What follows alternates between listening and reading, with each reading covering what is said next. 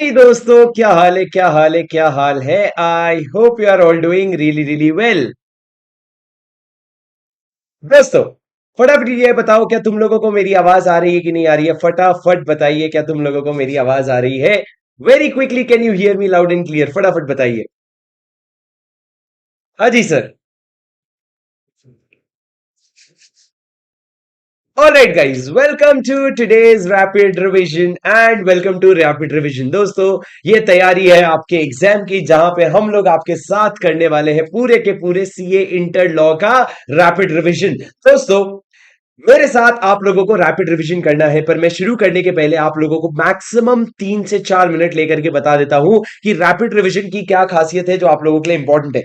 सबसे पहले sir, rapid revision के दौरान प्लीज क्वेश्चन क्वेश्चन क्वेश्चन मत कीजिएगा, क्योंकि जब भी हम खाना खाते हैं तो हम एक बाइट एक बार में खाते हैं, पूरा खाना ऐसे करके ठूस नहीं जाते। तो दोस्तों, मैं क्वेश्चन आपको करवाऊंगा, मैं आपको एमसीक्यू करवाऊंगा, मैं सारी चीजें करवाऊंगा, पर मैं शुरू कहां से करूंगा? मैं शुरू करूंगा कंटेंट का रिवीजन करके। दोस्तों, आप लोगों को पता है कि आप लोगों को पढ़ करके अभी काफी समय हो गया जो आप लोगों ने क्लास में करा था, पर तुमको मैंने बोला था भाई आया है सब करा के जाएगा, और वही करवाने के लिए, अपना वादा पूरा करने के लिए मैं आप लोगों को अगले 15 दिन तक रोज शाम को 1 से 1.5 घंटा देने वाला हूं, जिसमें मैं आपको पूरा का पूरा आपका chapter by chapter law revise करवा के दूंगा। मेरे को ये बहुत क्लियरली पता है, अब मेरे को ये बहुत क्लियरली पता है कि आप लोगों को अदर लॉ की नेसेसिटी प्रायोरिटी पे है। अब मेरे को ये पता है कि आप लोगों को राइटिंग प्रैक्टिस की जरूरत है। बहुत सारे आपके प्रॉब्लम मेरे को सारे पता है, पर अभी जो मैं सोल्यूशन प्रोवाइड कर रहा हूं वो आप ले लीजिए। आगे चल के बाकी के सोल्यूशंस मैं आप लोगों को देता रहूंगा और अपन आगे बढ़ते रहेंगे। ठीक है? All right sir, please important and non important theory mark करवा दीजिए राजा। मेरे हिसाब से ना, इतना वो जो इंपॉर्टेंट नॉन इंपॉर्टेंट है वो मैं आपका सुपर 50 में संभाल लूंगा। अभी के लिए जब हम रिवीजन करेंगे, हम सारी चीजों को इंपॉर्टेंट मान के ही चलेंगे। अब दोस्तों, मेरी बात एकदम ध्यान से सुनना। सर, मेरी बात एकदम ध्यान से सुनना। क्या करने वाले हैं अपन? रिवीजन शुरू करेंगे सर। रिवीजन शुरू करने के पहले आप लोगों को बता दूं सर, क्या ये रिवीजन सिर्फ और सिर्फ मेरे क्लास स्टूडेंट के लिए है? नहीं सर, ये हर उस स्टूडेंट के लिए है जिसका सीए इंटर का लॉ का एग्जाम है। ये हर वो स्टूडेंट के लिए है। पर सर, रिवीजन आप कौन से बुक से करवाने वाले हो? दोस्तों, ये मेरी अल्टीमेट सोल्यूशन किताब है, जो अल्टीमेट सोल्यूशन किताब से आप पूरा पूरा रिवीजन करेंगे। आप चाहे तो इस अल्टीमेट सोल्यूशन की एक कॉपी अपने पास मंगवा सकते हैं, ताकि आपके लिए रिवीजन जो है वो इजी हो जाए। पर आप चाहे तो मंगवा सकते हैं। मैं आपको बताना चाहूंगा कि अगर आप वैसे तो मैं आपको बहुत नॉमिनल कॉस्ट में प्रोवाइड कर रहा हूं, पर फिर भी यदि आपको महंगा लगे या आपको लगे आने में समय लग रहा है, आप जाइए बिंदास आसपास की किसी भी नियरेस्ट फोटोकॉपी से अपने दोस्त का लीजिए और कॉपी करवा लीजिए। आपको सस्ता भी पड़ेगा, तुरंत भी मिल जाएगा, पर आपके पास मेरी किताब होनी चाहिए। That is what matters the most to me. Alright दोस्तों, मेरी बात सुनना। सर, मेरे पास पुराना एडिशन है, चल जाएगा क्या? बिल्कुल चल जाएगा राजा, कोई टेंशन नहीं है। पर आप एक बार इससे कंपेयर कर लेना, कुछ भी नई चीजें मिलेगी तो आप उसको अपने नोट्स में लिख लेना। बाकी आपको अमेंडमेंट जो है वो मैं अलग से आगे दे दूंगा। दोस्तों, कहां से लेना है सर समरी नोट्स? नीचे डिस्क्रिप्शन में आपको लिंक मिल जाएगा, आप वहां से जाके परचेज कर सकते हैं। अब दोस्तों, मेरी बात एकदम ध्यान से सुनना। सर, शुरू करते हैं बिना किसी वास के। हम क्या करने वाले हैं? हम लोग अपना रैपिड रिवीजन शुरू करने वाले हैं। सर, शुरू करेंगे चैप्टर नंबर 1 से, और करके हम आगे के हर चैप्टर को पूरा का पूरा रिवाइज करेंगे वन बाय वन। मैं आपको पूरा डिटेल्ड शेड्यूल भी इसका नीचे डिस्क्रिप्शन में डाल के दे दूंगा। वो डिस्क्रिप्शन के हिसाब से आप मेरे साथ जुड़ सकते हो, और आने वाले 15 दिन में आपका ये रैपिड रिवीजन पूरा खत्म हो जाएगा। अब दोस्तों, मेरी बात एकदम ध्यान से सुनना, और प्लीज मेरे साथ चैट में एकदम माहौल की तरह इंटरेक्ट करते रहना। पर दोस्तों, अगर रिवीजन अभी नहीं, जहां पे आपको लगे ना हाँ यार मजा आ रहा है सर, मजा आ रहा है, वहां पे एक बार वीडियो को लाइक जरूर कर देना। दोस्तों, एक बात बता दूं, रिवीजन होने वाला है तो इसलिए आपको ये नहीं सोचना है मैंने अभी तक कुछ भी नहीं पढ़ा है, मैं आके बैठूंगा सब समझ में आ जाएगा। ये अगर आपने एक बार पढ़ा हुआ है तो आपको रिकलेक्ट करने के लिए हेल्प करेगा। दोस्तों, शुरू करते हैं बिना किसी देरी के चैप्टर नंबर 1 के साथ, प्रिलिमिनरी। सर, प्रिलिमिनरी चैप्टर जो है वो क्या कहता है? पहले तो आपके कंपनीज एक्ट का इंट्रोडक्शन है। इंट्रोडक्शन कहता है कि आपका कंपनीज एक्ट का ऑब्जेक्टिव क्या है, जिसको हम क्या कहते हैं? प्रीएम्बल कहते हैं। प्रीएम्बल क्या है? An act to consolidate and amend the laws relating to companies. Company से रिलेटेड सारे लॉ को अमेंड करने के लिए, और क्या करने के लिए? कंसोलिडेट करने के लिए। अब दोस्तों, मेरे को बताना, एक्ट जो है पिक्चर में कब आया? When did this act come into picture? This act came into picture on 29th of August 2023। उस दिन इसको प्रेसिडेंट का एसेंट मिला था, और 30th अगस्त 2023 को ये आपके ऑफिशियल गैजेट में पब्लिश हो गया था। दोस्तों, उसके बाद मेरे को एक बात बताओ, कब पब्लिश हो गया था ऑफिशियल गैजेट में? 30th अगस्त 2023 को। सर, चैप्टर का फ्लो क्या है? 29 चैप्टर से, कंपनीज एक्ट में 29 चैप्टर है, जिसमें हमारे सिलेबस में 11 चैप्टर है, उसके अलावा 470 सेक्शंस है, और उसमें 7 आपके शेड्यूल है। एक सेकंड रुक जाओ, एसी चलाने दो। एसी का रिमोट कहाँ है मेरा? एसी चलाने दो, जाने दो, अपने आप मेरा एसी चालू हो जाएगा। पता नहीं, देख लेंगे। मेरी बात सुनो। सर क्या कहा मैंने? मैंने आप लोगों से कहा कि आप लोगों का सेक्शन नंबर 1 से शुरू करते हैं। मेरी बात एकदम ध्यान से सुनना। सर सेक्शन नंबर 1 कहता है, 4 चीजों की बात करता है: short title, extent, commencement, applicability. Short title, extent, commencement, applicability. Sir short title क्या है? शॉर्ट टाइटल है कंपनीज एक्ट।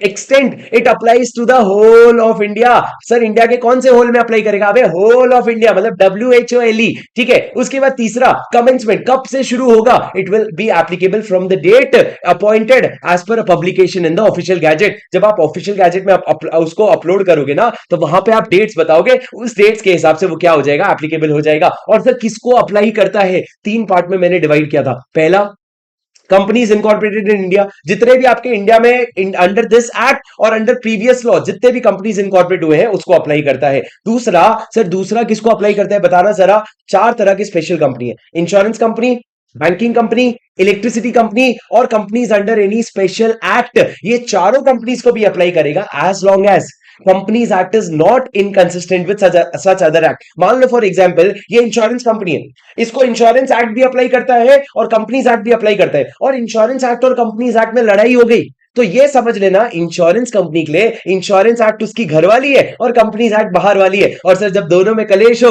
तो आप चुनते घर वाली को हो। तो सर इसलिए मैंने क्या कहा, insurance company, banking company, electricity company और कोई भी स्पेशल एक्ट वाली कंपनी में तभी तक एप्लीकेबल होगा जब तक वो इनकंसिस्टेंट नहीं है विद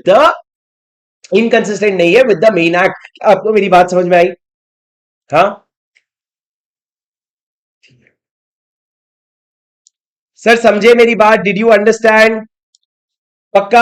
आगे बढ़े सर। उसके बाद लास्ट में किसको अप्लाई होता है? It applies to such body corporate as may be notified by the central government. Sir central government किसका नाम नोटिफाई कर रखा है? मेरी बात एकदम ध्यान से सुनना। सेंट्रल गवर्नमेंट ने food corporation of India, national highway authority of India, ये सारे बॉडी कॉर्पोरेट्स का नाम नोटिफाई कर रखा है कि आप लोगों को कंपनीज एक्ट अप्लाई होगा। दोस्तों ये क्या हो गया? ये लोगों को कंपनीज एक्ट अप्लाई होता है। मेरी बात ध्यान से सुनना, इधर देखो मेरी आंखों में देखा कर, जब मैं बात करता हूं मैं वो लौंडा हूं जो तेरे साथ पढ़ता हूं। मेरी बात ध्यान से सुनना। सर मैंने क्या कहा? सबसे पहला, it applies to companies incorporated under this law और under any previous law.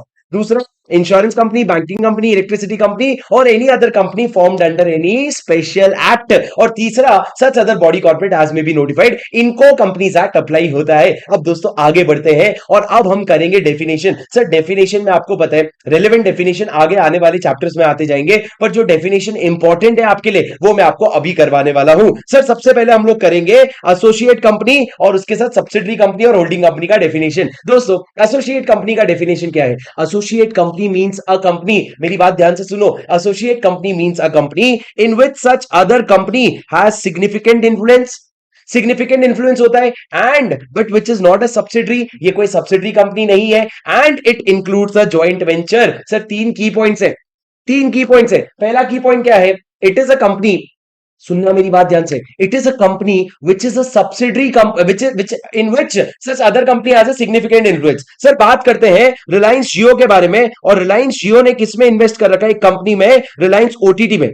50% invest कर रखा है सर, 25%। अब सर लॉ क्या कहता है? आपकी रिलायंस ओटीटी जो है ना, वो रिलायंस जियो की एसोसिएट मानी जाएगी अगर पहला रिलायंस जियो का उसमें सिग्निफिकेंट इन्फ्लुएंस है। सर सिग्निफिकेंट इन्फ्लुएंस 2 तरीके से बनता है। पहला, या तो आपके पास 20% से ज्यादा वोटिंग पावर है।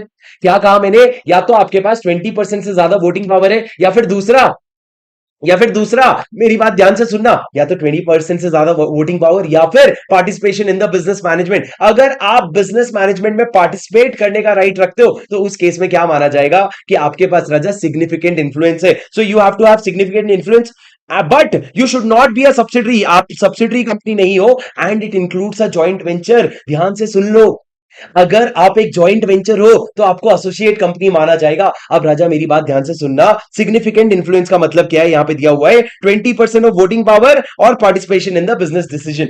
20% of voting power and participation in the business decision. उसके बाद दोस्तों जॉइंट वेंचर मतलब क्या? अगर आप जॉइंट अरेंजमेंट करते हो जहां पे 2 पार्टीज आते हैं और उन पार्टीज के पास उस एंटिटी का जॉइंट कंट्रोल है। सर जॉइंट वेंचर का डेफिनेशन आपको याद नहीं करना है, बस इतना याद रखना है कि जॉइंट वेंचर जो होता है वो एसोसिएट कंपनी होता है। अब दोस्तों क्या कहा, मैं फिर से समराइज कर दूं, एसोसिएट कंपनी में तीन कंडीशन। पहला, the other company has significant influence. दूसरा, it is not a subsidiary. And तीसरा, have joint, it includes a joint venture. अगर ये तीनों कंडीशन सेटिस्फाई होते हैं तो आप एसोसिएट कंपनी बन जाओगे। सिग्निफिकेंट इन्फ्लुएंस मतलब क्या, या तो 20% ऑफ वोटिंग पावर है, या participation in the business management है, कि आप बिजनेस डिसीजन में पार्टिसिपेट करते हो। ओए, ग्रीन टी है भाई। कलर से तुम ऐसा ग्लास और कलर से कंफ्यूज, साक्षात ग्रीन टी है, गले के लिए अच्छा है, गिरनार का ग्रीन टी है, बिल्कुल भी गलत नहीं सोचना। ऑफिशियली लाइव में ये सब नहीं करूंगा मैं। तुम मेरे को जानते हो, ठीक है, गलत चीजें नहीं सर। मैंने क्या कहा, ये हो गया आप लोगों का एसोसिएट कंपनी। अब दोस्तों इसके बाद मेरी बात सुनना। सर क्या कहा मैंने, मैंने ये कहा कि आप लोगों का सर एसोसिएट कंपनी का डेफिनेशन हो गया। अब एसोसिएट कंपनी और सब्सिडरी कंपनी के लिए वापस आ जाओ, मेरी बात सुनो। एसोसिएट कंपनी और सब्सिडरी कंपनी के लिए एक चीज कॉमन है। क्या चीज कॉमन है सर? कॉमन ये है कि अगर आप कोई भी शेयर्स फिड्यूसरी कैपेसिटी में होल्ड करते हो, बोलो कौन सी कैपेसिटी में? फिड्यूसरी। बैठे बैठे बोल ही नहीं रहे हो घर में, एक बार बोलो तो सही, कौन सी कैपेसिटी में? फिड्यूसरी कैपेसिटी में होल्ड कर रहे हो ना, तो उस केस में आपका एसोसिएट या सब्सिडरी नहीं माना जाएगा, उसको काउंट नहीं किया जाएगा। Shares held in fiduciary capacity will not be counted for determining what subsidiary और एसोसिएट का रिलेशनशिप। सर ये हो गया आपके एसोसिएट कंपनी का पूरा पूरा डेफिनेशन। अब दोस्तों इसके बाद सीधा आ जाते हैं सब्सिडरी कंपनी के डेफिनेशन में। सर सब्सिडरी कंपनी कहां पे डिफाइंड होगा? सब्सिडरी डिफाइंड होगा 2 क्लॉज 87 में। सर सब्सिडरी कैसे बनते हो? अगर मैं एक कंपनी हूं तो मैं किसी कंपनी की होल्डिंग और उस कंपनी को अपनी सब्सिडरी कैसे बना सकता हूं? सब्सिडरी बनाने के लिए a company is said to be subsidiary in relation to any other company means a company in which such other company, मेरी बात ध्यान से सुनना, in which such other company has what? Number one, controls the composition of the board. क्या करता है? Control करता है कॉम्पोजिशन ऑफ बोर्ड। और what? Exercises more than half of the total voting power. आपका आधे से ज्यादा वोटिंग पावर आपके पास है, तो उस केस में भी क्या माना जाएगा? होल्डिंग और सब्सिडरी का रिलेशन। सर ये जो आधे से ज्यादा वोटिंग पावर है ना, it can either be on its own और थ्रू वन और मोर सब्सिडरी। या तो खुद से भी हो सकता है, या एक से ज्यादा सब्सिडरी से भी हो सकता है। तो सर मैं अगर यहां पे लिख के आपको बताऊं तो मेरी बात ध्यान से सुनना। ओए, मेरी बात ध्यान से सुनना, इधर देखो। सर मैं अगर आपको लिख के बताऊं तो एक सब्सिडरी कंपनी कैसे बनती है? सर एक सब्सिडरी कंपनी ना दो तरीके से बनती है। अगर आप बोर्ड ऑफ डायरेक्टर के कॉम्पोजिशन को कंट्रोल करते हो, या दूसरा अगर आप more than half voting power exercise करते हो। और ये वोटिंग पावर किससे एक्सरसाइज करते हो? या तो खुद से, या तो बाकी सब्सिडरीज के थ्रू। तो उस केस में क्या बन जाओगे आप सब्सिडरी कंपनी बन जाओगे। पर राजा एक बात याद रखना कि भैया आप कितने लेयर्स ऑफ सब्सिडरीज बना सकते हो, बताना जरा। कितने लेयर्स ऑफ सब्सिडरीज हो सकते हैं? Sir you can have maximum 2 layers of subsidiaries. आपके 2 लेयर से ज्यादा सब्सिडरीज नहीं हो सकते राजा, मैक्सिमम 2 लेयर्स ऑफ सब्सिडरी होंगे। अब सर ये क्या हो गया? ये आपके सब्सिडरी कंपनी का बेसिक डेफिनेशन हो गया। सर मेरे को ये बताओ, आपने कहा controls the composition of board. Board के कंपोजिशन का कंट्रोल मतलब क्या? बोर्ड के कॉम्पोजिशन का कंट्रोल मतलब क्या? ये याद कर लो। Sir controls the composition of board मतलब द पावर टू अपॉइंट, मेरी बात ध्यान से सुनना, पावर टू अपॉइंट ऑल और मेजॉरिटी ऑफ द डायरेक्टर्स। अगर आप ऑल या मेजॉरिटी डायरेक्टर्स को अपॉइंट या रिमूव करने का पावर रखते हो ना, you have the control on composition of board. क्या मतलब सर? मान लो अगर मेरे बोर्ड ऑफ डायरेक्टर में 9 लोग हैं, जो 9 लोग, उस कंपनी के 9 लोग में से 8 लोगों को तो मैं अपॉइंट करता हूं या मैं रिमूव करता हूं, तो मैं उस कंपनी का होल्डिंग कंपनी हो जाऊंगा। पर सर एक बात पूछूं क्या? सर अगर रतन टाटा है, रतन टाटा ने क्या कर रखा है? उन्होंने टाटा मोटर्स का 60% होल्ड किया है। कितना? 60% होल्ड किया है। क्या टाटा मोटर्स सब्सिडरी कंपनी बन जाएगी? अगर रतन टाटा ने 60%, चलो 60% नहीं, अपन लेते हैं 50.5%, 50.5% होल्ड करने पे टाटा मोटर्स सब्सिडरी कंपनी बन जाएगी? बोलना जरा। अरे ओए, नहीं बनेगी राजा। क्यों नहीं बनेगी सर? मोर देन हाफ में तो 50.5% आता है। अरे subsidiary company in relation to a company, मतलब तुम सब्सिडरी किसके हो गए? होल्डिंग कंपनी के। होल्डिंग इंडिविजुअल के नहीं, ऊपर वाला इंडिविजुअल होना नहीं, कंपनी होना जरूरी है। तो इसलिए सर यहां पे आप सब्सिडरी कंपनी नहीं बन सकते। इंडिविजुअल की कभी भी सब्सिडरी नहीं होती है। वेरी गुड, तुमको सब आता है पागल। अब मेरी बात सुनो सर, आगे बढ़ते हैं। दोस्तों सुनना, सर मेरे को एक बात बताओ, अगर ए लिमिटेड है, ए लिमिटेड ने अगर बी लिमिटेड का शेयर होल्ड किया, कितना 60% शेयर होल्ड किया, क्या बी लिमिटेड सब्सिडरी बन जाएगी? हाँ सर, बी लिमिटेड सब्सिडरी बन जाएगी। बी लिमिटेड ने सी लिमिटेड का कितना शेयर होल्ड किया? 100% शेयर होल्ड किया। क्या सी लिमिटेड बी लिमिटेड की सब्सिडरी है? क्या सी लिमिटेड जो है वो बी लिमिटेड की सब्सिडरी है? Yes sir. पर मेरा सवाल आपसे ये है, क्या सी लिमिटेड ए लिमिटेड की भी सब्सिडरी है? सर, ए लिमिटेड की है भी आप सब्सिडरी कहलाओगे क्या? यस सर, आप ए लिमिटेड की भी सब्सिडरी कहलाओगे। क्यों? क्योंकि सर अगर आप डायरेक्टली नहीं, अपने बाकी सब्सिडरीज के थ्रू भी अगर more than half voting power exercise करते हो तो आप डीम्ड सब्सिडरी माने जाते हो, तो इस केस में आप डीम्ड सब्सिडरी बन जाओगे। सर आपको मेरी बात समझ में आई? इनडायरेक्ट शेयर होल्डिंग है, पर इस केस में आप डीम्ड सब्सिडरी बन जाओगे। सर वही चीज यहां पे लिखा है, if the composition of the company shall be deemed to be controlled by another company, if that other company, नहीं ये नहीं, ये वाला पहला वाला, a company shall be deemed to be a subsidiary company of a holding company even if the control is of another subsidiary of the holding company। Holding company की जगह उसका कोई और सब्सिडरी है जो कंट्रोल कर रहा है, तो भी उसको डीम्ड सब्सिडरी माना जाएगा। जैसे मैं आपको एक प्रैक्टिकल एग्जांपल दूं सर, ये रिलायंस इंडस्ट्री है, वो होल्ड करती है रिलायंस जियो में कितना 60%, और रिलायंस जियो जो है उसकी एक सब्सिडरी है रिलायंस ओटीटी, जिसमें वो होल्ड करता है 100%। मेरे को बताओ, रिलायंस इंडस्ट्रीज लिमिटेड और रिलायंस ओटीटी के बीच में क्या रिलेशन है सर? ये रिश्ता क्या कहलाता है?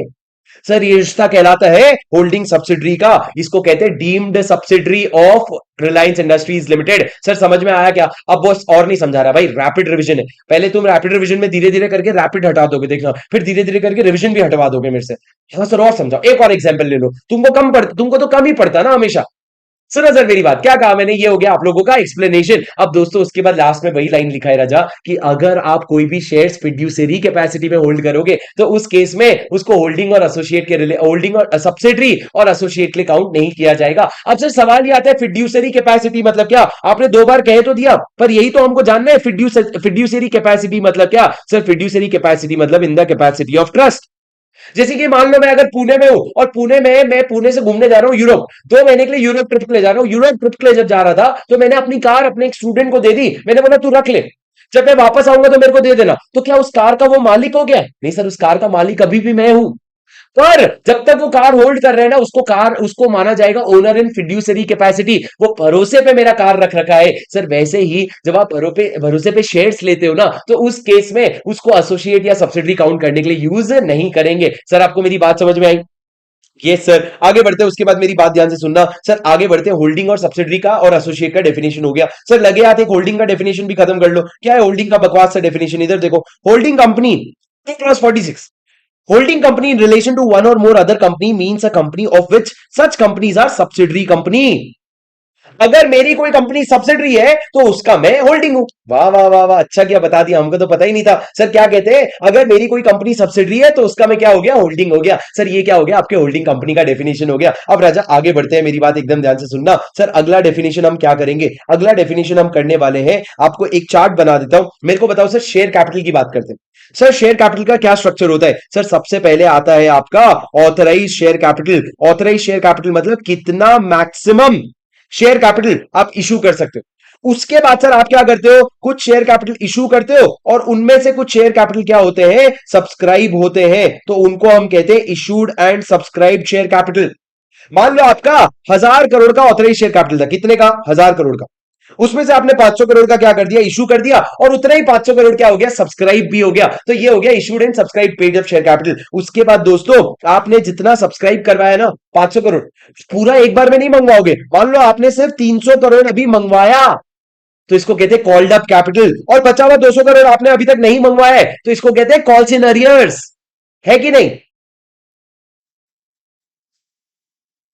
कहते हैं कॉल्स इन अरियर्स? नहीं सर, इसको कहते हैं अनकॉल्ड कैपिटल। राजा अब ये अनकॉल्ड कैपिटल में, अब ये कॉल्ड कैपिटल में आपने 300 करोड़ मंगवाया, पर सामने वाले ने पूरा थोड़ी दे दिया। 290 करोड़ आपको रिसीव हो गया है, इसको हम कहते हैं पेड अप कैपिटल। और जो आपको 10 करोड़ नहीं आया है, इसको हम कहते हैं कॉल्स इन अरियर। अरे तुमको मेरी बात समझ में आई क्या?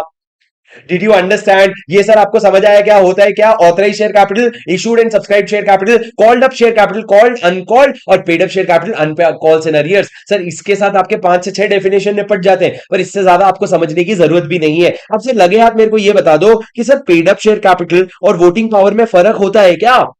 बिल्कुल फर्क होता है राजा। जब आप सब्सिडरी कंपनी का डेफिनेशन पढ़ोगे, जब आप एसोसिएट कंपनी का डेफिनेशन पढ़ोगे, the word uses total voting power. जब आप पेड अप शेयर कैपिटल पढ़ोगे, जब आप गवर्नमेंट कंपनी का डेफिनेशन पढ़ोगे, the word uses paid up share capital. दोनों में फर्क क्या है sir? Sir paid up share capital मतलब आप समझ गए क्या होता है। पर राजा, जब आप वोटिंग पावर की बात करो तो याद रखना differential voting rights. Sir generally एक शेयर पे क्या होता है? एक वोट होता है। जब तक एक शेयर पे एक वोट है, तब तक पेड अप शेयर कैपिटल और वोटिंग पावर में कुछ खास फर्क नहीं होता है। पर आगे चल करके अगर आपने ये रेशियो चेंज किया, जैसे कि टाटा मोटर्स ने differential voting right shares issue किए थे, तो जब आप ये राइट्स चेंज करते हो, वोटिंग राइट्स चेंज करते हो, तब सर आपका पेड अप शेयर कैपिटल और वोटिंग पावर में फर्क हो जाता है। मैंने आपको पूरा क्लास में एग्जांपल करा के समझाया था कि किस तरह तरीके से दोनों में फर्क होता है। आपके नोट्स में लिखा हुआ भी होगा, आपके नोट्स में लिखा हुआ भी होगा, पर आपको ये डिफरेंस पता होना चाहिए सर, दोनों के बीच में डिफरेंस है। अब दोस्तों आगे बढ़ते हैं, मेरी बात ध्यान से सुनना। सर जब बात निकली ही है तो मेरे को बता दो गवर्नमेंट कंपनी का क्या डेफिनेशन है, कहां डिफाइंड और क्या डेफिनेशन है? Sir government company is defined under 2 clause 45। क्या है सर गवर्नमेंट कंपनी का डेफिनेशन? मेरी बात एकदम ध्यान से सुनना। सर गवर्नमेंट कंपनी में दो चीजें आती है, ध्यान से सुनोगे क्या? सर ध्यान से सुनोगे। Government company means a company in which not less than 51%, not less than 51% paid up share capital is held by central government, state government और both। दोस्तों तुमको अगर मेरे रिवीजन में अटेंशन लगाना है, तुम लोग चाहो तो स्क्रिबल भी कर सकते हो बैठे बैठे, मेरे को और किताब को ताको मत।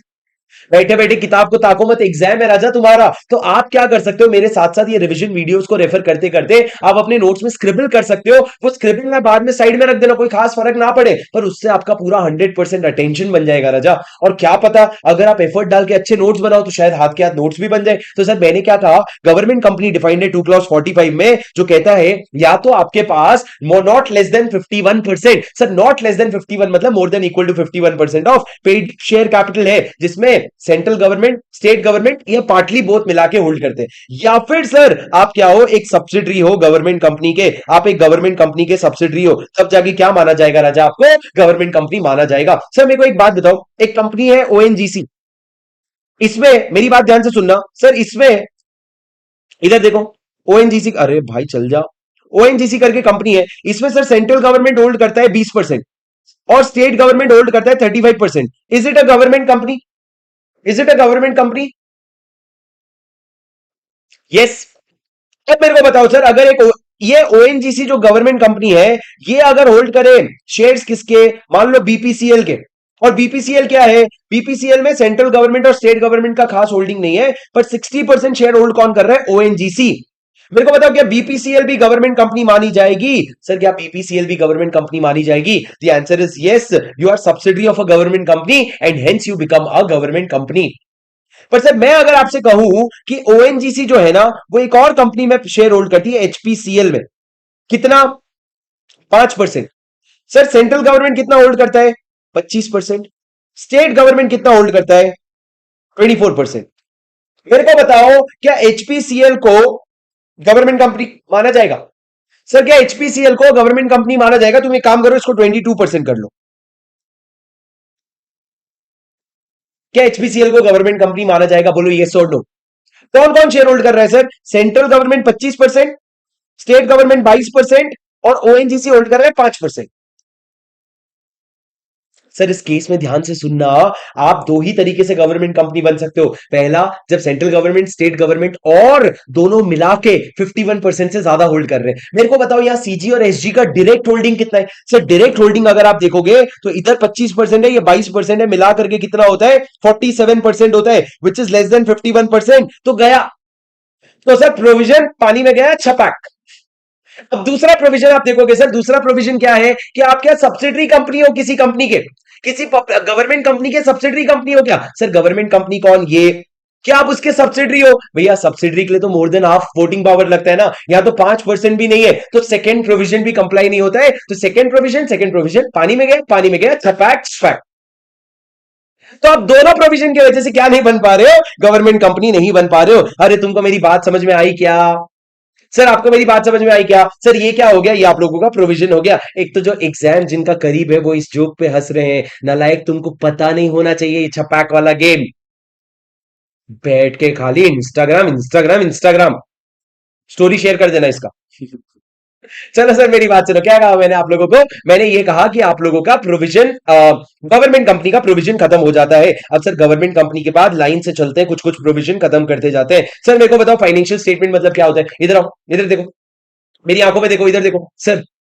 आपका फाइनेंशियल स्टेटमेंट मतलब क्या? फाइनेंशियल स्टेटमेंट में पांच चीजें आती है, बोलो क्या? Balance sheet, PNL, cash flow statement. पहले सुन लो, balance sheet, PNL, cash flow statement, statement of changes in equity. बोलो क्या? सोकी, सोकी बोले तो statement of changes in equity. और पांचवा, explanatory notes annexed to the above statement.